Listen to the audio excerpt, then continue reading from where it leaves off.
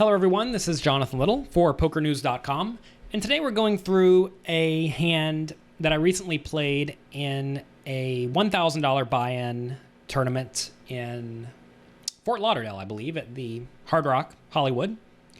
Blinds are 200, 400, and we have pocket nines in the hijack seat. Pretty good spot. We have 12,000 chips, which is 30 big blinds. I'm going to open for a raise to 900.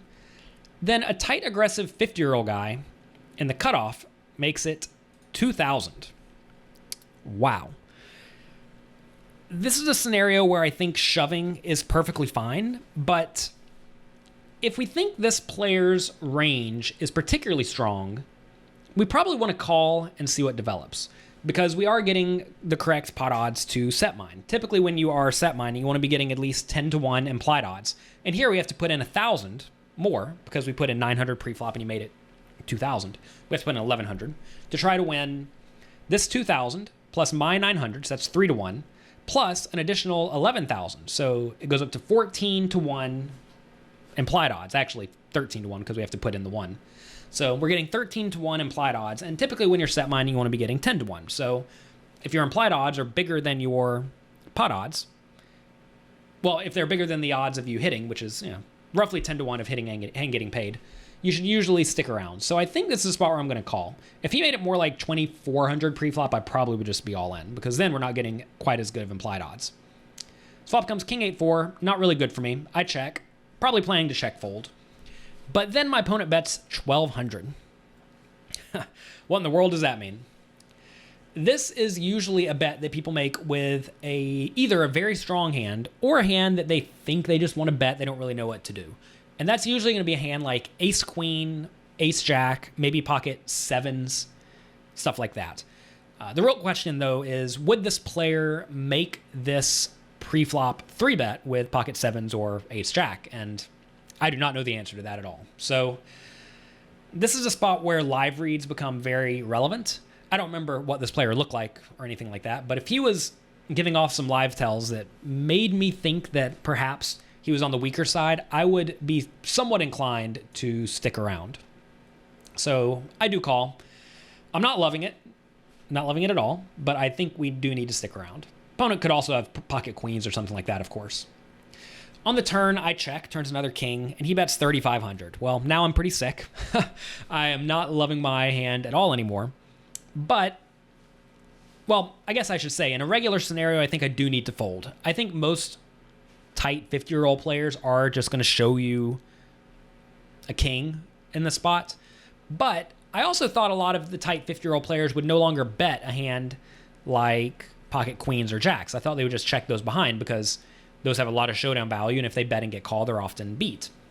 So if he's betting here, I think this is a pretty polarized bet, meaning he either has a king or he has nothing. And there are some hands that are nothing in this spot, like ace queen, ace jack, maybe even a hand like pocket fives that he's now deciding to turn into a bluff. But this doesn't really line up with the fact that he's a tight, aggressive 50-year-old player. So I think against most players in this spot, I'm just folding. Something, though, possessed me not to fold in this spot.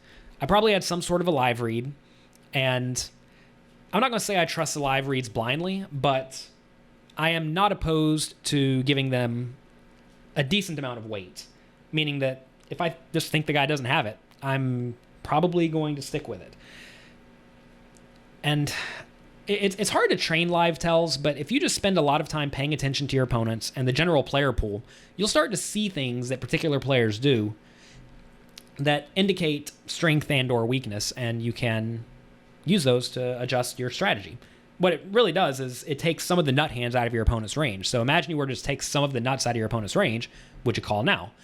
And if you told me my opponent could just never have a king here, and he's still betting like he has a king, that makes it much easier for me to stick around. So anyway, river's an ace. This is a horrific card for me. Ace of spades at that, so the flush draw gets there. I beat pretty much nothing. So at this point, if I check and my opponent bets, I am going to fold, I think. And a lot of players in this scenario look at this and think, wow, you put in a third of your, or half of your stack, and now you're just going to fold? That's ridiculous.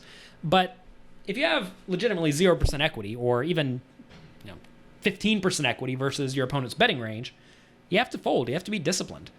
And I sure don't like check folding in this spot, but I think it's probably the right play.